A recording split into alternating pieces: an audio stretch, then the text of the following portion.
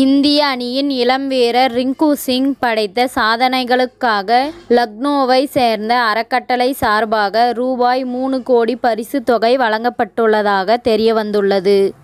இந்திய அணியின் super star வீரராக உருவாகி வருகிறார் ரிங்கு சிங்.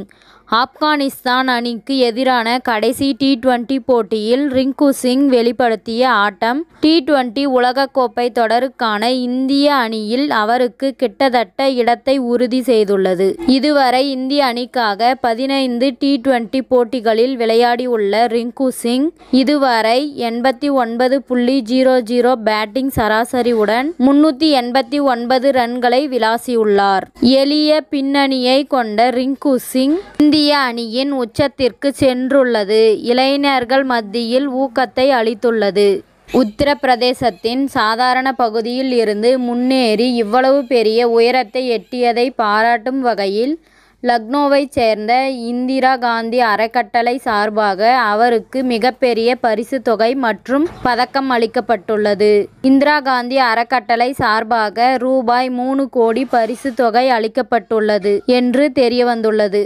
இவர் மட்டுமல்லாமல் தடகள வீரர் குல்வீர் சிங்கிற்கும் ரூபாய் 75 லட்சம் பரிசுத் தொகை அளிக்கப்பட்டுள்ளது.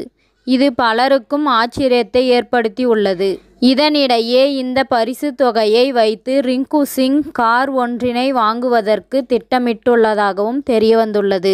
அந்த காரினை வாங்கி தனது தந்தைக்கு பரிசளிக்க ரிங்கு சிங் திட்டமிட்டுள்ளார். ரிங்கு சிங்கிடம் ஏற்கனவே ஒரு கார் இருக்கும் சூழலில் தற்போது குடும்ப உறுப்பினர்களுக்காக ஒரு கார் வாங்க முடிவு செய்துள்ளது தெரியவந்துள்ளது.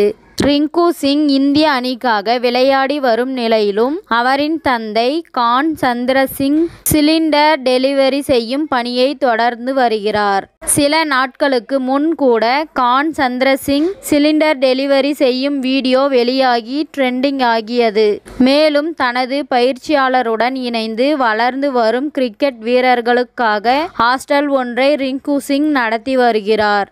அங்கு உணவு, தங்குமிடம் உள்ளிட்டவை கிரிக்கெட் வீரர்களுக்கு குறைந்தபட்ச கட்டணமே வாங்கப்பட்டு வருவது குறிப்பிடத்தக்கது.